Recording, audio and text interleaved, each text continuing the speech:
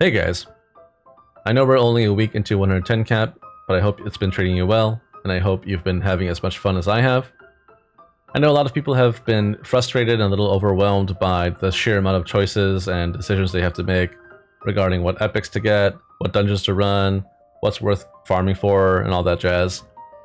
So, I figured I may as well make a guide on how to use DFCAT's epic target farming resource, which I've been using a lot, to figure out what dungeons to run and what epics to get.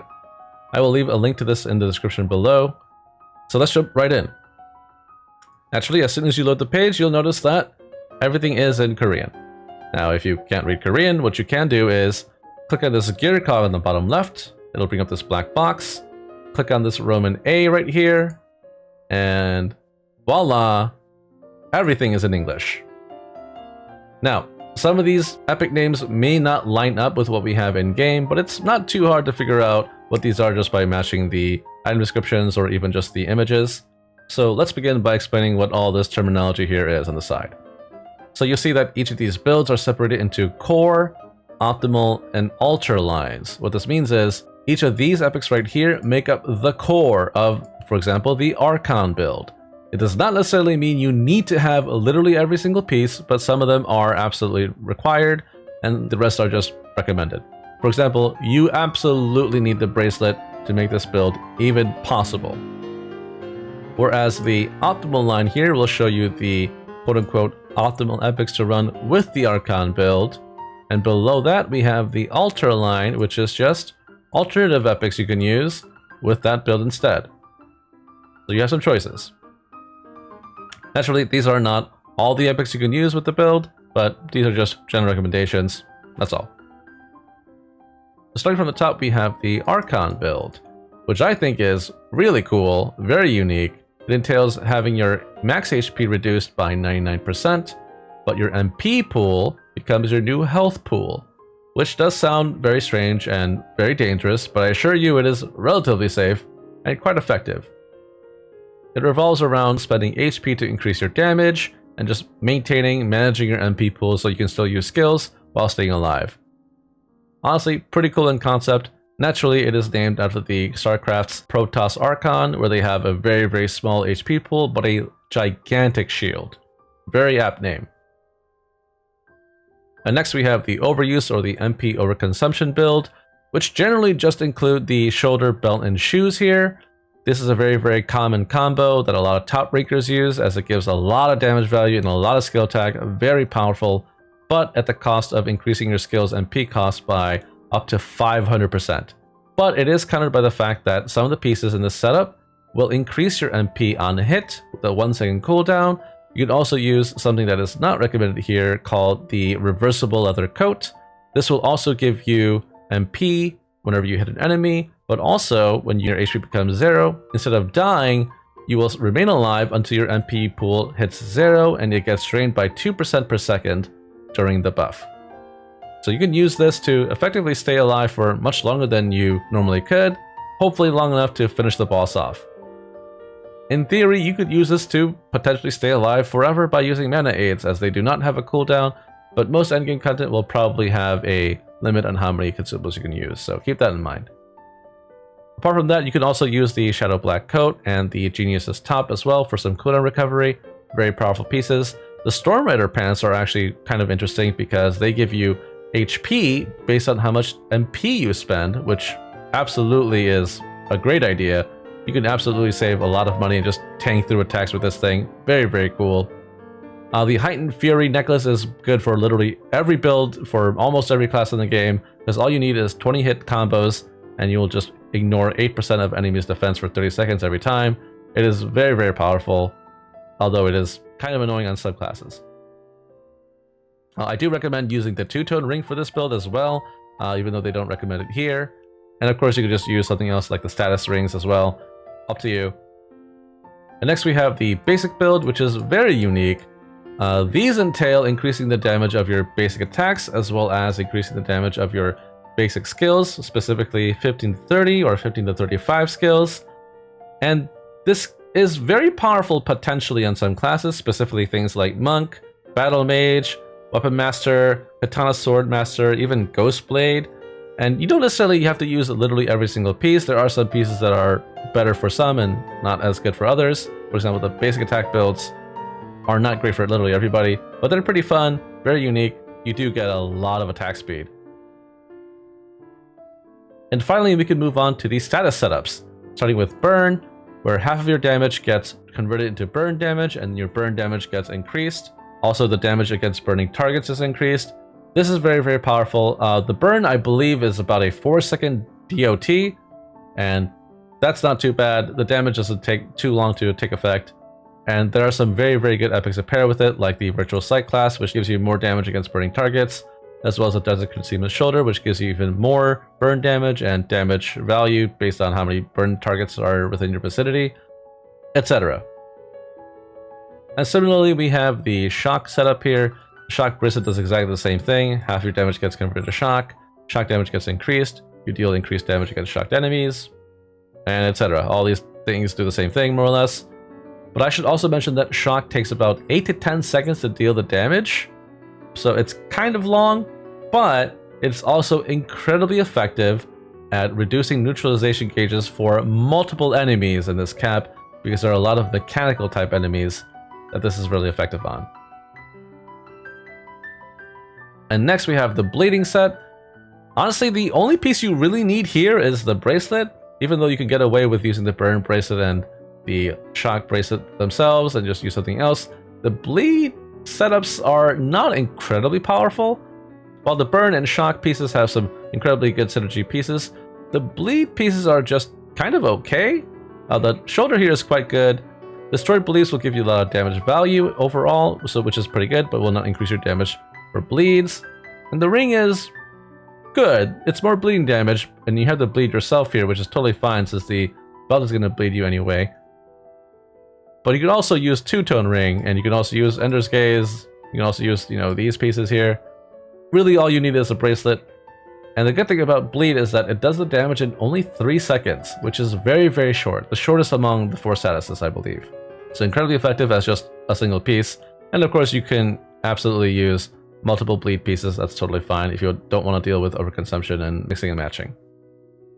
Next, we have Poison, which is actually quite unique. Poison Bracelet is no different. Half your damage gets converted.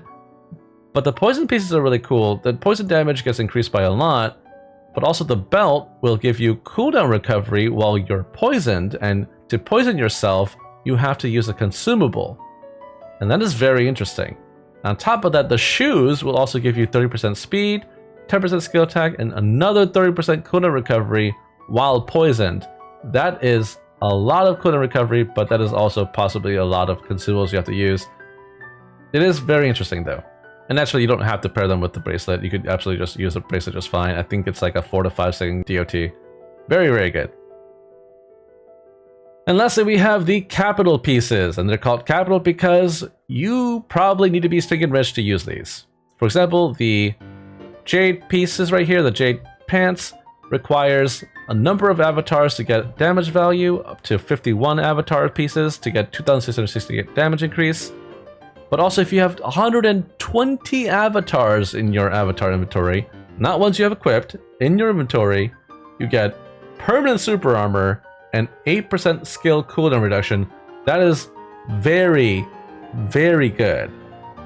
But that is potentially very expensive, so keep that in mind. Of course, we also have the Magstone here, which is hashed creatures. If you have 10 hashed creatures, you get 2,705 damage value, which is very high. And if you have 20 creatures that are hatched in your inventory, you get 50% to all speeds and another 8% cooldown reduction. This is also very, very powerful. And lastly, we have the Locked Area Necklace. This is probably the worst among the three in my opinion, because it requires you to have up to 400 million gold on your person and or your vault in total. You can get away with just having about 200 million gold for a lot of damage value, but you get another 3% skill attack for having 400 million, and that's a lot. It is very powerful though, and its only real competition is the Heightened Fury, which again is very powerful but does have a condition, so this can be a good alternative if you just happen to be stinking rich and will never spend your gold. And some other notable epics here are the Impulse Trigger Necklace, which gives you a lot of damage value for being within 100 pixels of the enemy, so you have to be in melee range. However, you also get a lot of attack speed, 5% attack speed for every 5 hits for 30 seconds, stacking up to 50%. That is a lot. This is fantastic for melee classes that are constantly just at bosses' faces, like Monk, for example, or if you're using like a basic attack weapon master build, or maybe even like a short sword master build, etc. This is very powerful, but it does have a condition. And we also have the ground type tactical wheel drone, and this is the same thing. You get speed while you are within 150 pixels of the enemy, but also 2% skill attack every second that you are within 150 pixels of an enemy as well, stacking up to 5 times. However, if there are no enemies within 150 pixels, you start losing stacks every second as well, and that's a little punishing. But again, very, very good for melee classes. So now that we've gone over all the builds, let's go into how to actually use this website to figure out where to go to find these epics. So let's go ahead and just use my Monk as an example.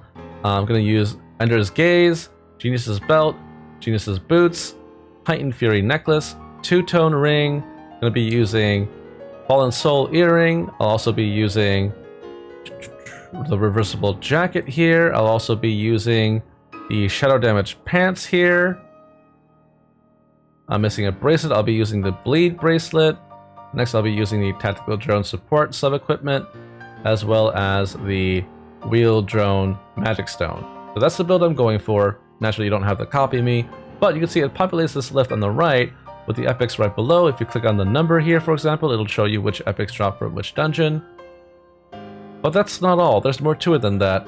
You'll notice that, for example, on Canyon Hill, it's just a picture of the boss and that's it. These 2 epics will just drop from the final boss and you're donezo. But if you look over here, for example, on Nassau Forest, you'll see that Draka Engzero Draconida is written over here. That is the name of the mini boss that spawns here. I believe the Genius's Belt specifically will only drop from the mini boss and not from the final boss. Thankfully, there is no way to miss the mini boss, as you must kill him to proceed to the final boss. That is not always the case, however. As you can see in Heba's altar, there is Kalbari on the left here and Golgotha on the right. It is totally possible to miss both mini bosses by just walking straight to the middle over here to the final boss. But you'll notice that Dark Golgotha drops specifically the Two-Tone Ring, so you have to be careful. You have to go fight Golgotha over here, and you may as well kill Kalbari even if you don't really need any of her epics, just because she's along the way more or less. You can go the bottom route if you don't want to deal with her. That's totally fine. But you can also click on the map here to show you how many enemies are in each room, which is very handy, as epics can in fact drop from normal enemies as well. Click on it again, it'll show you the path you should take to run the dungeon, this time with the boss, now with the named enemies. They all have the same FP cost. But if you look at Queen Fault over here, you'll see that this has too many bosses at the top here, but it just tells you to go straight to the boss. However, if you notice, if you click on the Rhombus ring, for example, this is specifically dropped by Rupert, which is this mini boss over here on the right. And to get here, you want to go right and then up and just follow this upward path all the way down. Come over here, and even though it doesn't look like it's connected, it does drop you down here and straight to the boss. And it will take you more FP, but gives you a chance at getting the Rhombus ring. It is absolutely worth it. So that's all fine and dandy, but let's say you're still a little lost and don't really know what epics to use yet, what kind of build to go for, and maybe you just care about running an optimal setup or a popular setup. A good way to check that is going to AradDB, which I will also link in the description below, and just look for your class. You can also search it at the bar up there. Let's say I want to look up Monk. This will show me the top 100 Monk players. You'll see that 99 of them are using the Aspect Devour totem. One of them using the Culmination totem, which is very interesting. Rank number 65 is using it. Very cool. This right here is the number of players using specific titles that increase skill attack. So for example, 64 players have titles that give 10% skill attack to Atomic Chopper, 6 of them for Nuclear Punch, 1 for Demolition Punch, 1 for Gatling Punch, very interesting, 6 for Hurricane and Roll, which is pretty cool, 8 for Chopping Hammer, that's also very interesting. And down here you'll see the top builds, number 1, number 2, number 3, what they're using, what runes, what talismans, the whole shebang. But keep in mind that these top ranked players are constantly trying to outdo each other, outrank each other, outdamage each other, and they'll probably go through great lengths to do so via amplifications, enchants, specific gear choices like the 400 million gold necklace, for example, you'll see is very, very popular here. But so is Heightened Fury. Otherwise, the sky's the limit. Please feel free to just look through all of these. Maybe you'll find one that will give you some inspiration. Maybe even like this build, which looks very, very normal. Bleed bracelet, bleed earring, tactical wheel drone, two-tone ring here, 3-piece mana consumption, 2 custom epics here, optimal combat glasses, which we don't have yet. Yeah, this is really good. And I would absolutely recommend a build like this. This is basically what I'm going for myself.